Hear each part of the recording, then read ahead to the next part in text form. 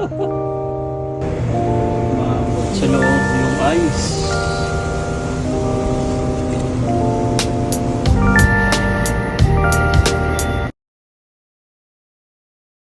Dahil hindi nga basta-basta yung ginaw ngayon, nagsusuot ako ng thermal pants and thermal shirts.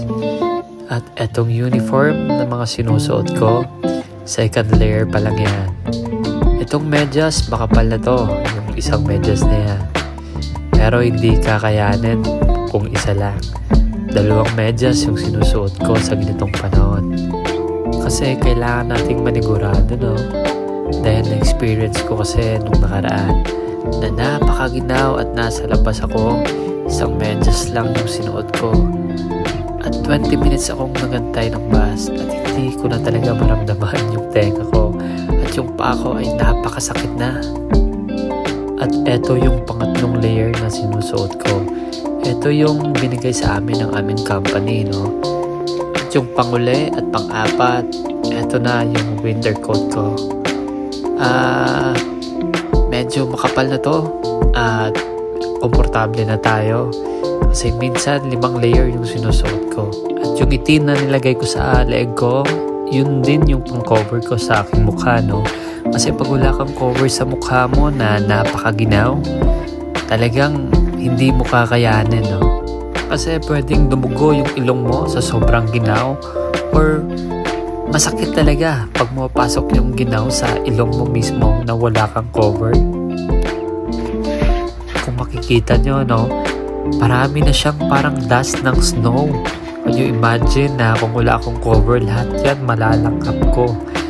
Parang hindi na nga siya itim, ng polka dots na siya dahil sa yung mga snow na ini-inhale ko, tumidikit lahat dyan sa cover ko.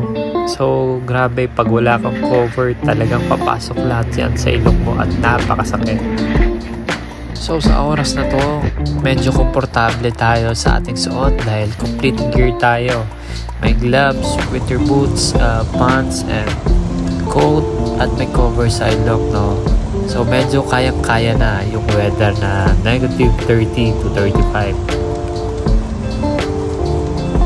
Sa ganitong weather ay napakahirap talagang lumabas. Kung makikita nyo, halos walang taong na lumalabas kasi delikado talaga. Halos lahat ng mga tao dito sa Canada ay may sasakyan. Necessity na yung sasakyan dito, no? Hindi gaya sa Pilipinas ay halos mayayaman lang yung nakakabili. Dito, pwede kang kumuha at napakabilis lang kumuha ng sasakyan, no? Parang pipili ka lang sa tindahan. Pero sa ngayon, medyo tiis-tiis muna ako kasi marami pa akong priorities at plano. Saka na lang pag na-settle ko na yung mga priorities ko dito sa Canada. Kung makikita nyo ay napakakapal ng snow, grabe. Halos nako-cover yung lahat ng mga daan. Yung mga sasakyan ay naka-covered na ng snow.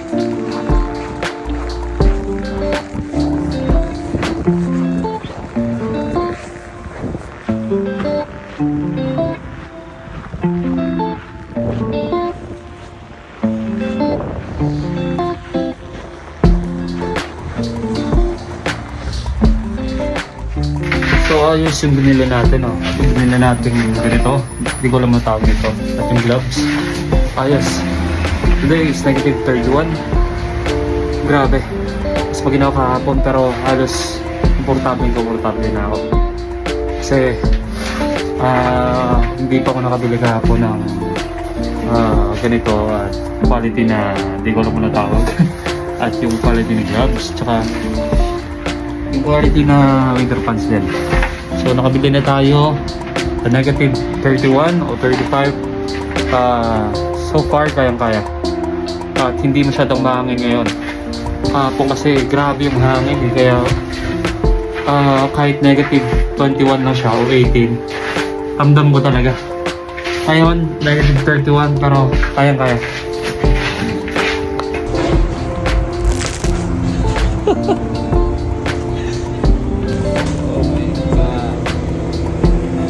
Umabot sa loob yung ice.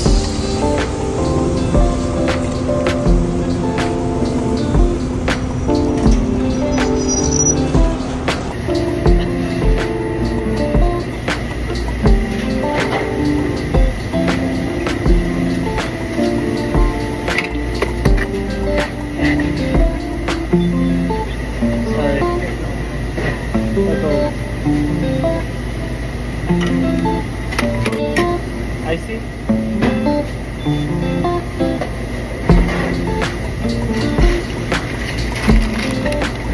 There you go. Good night.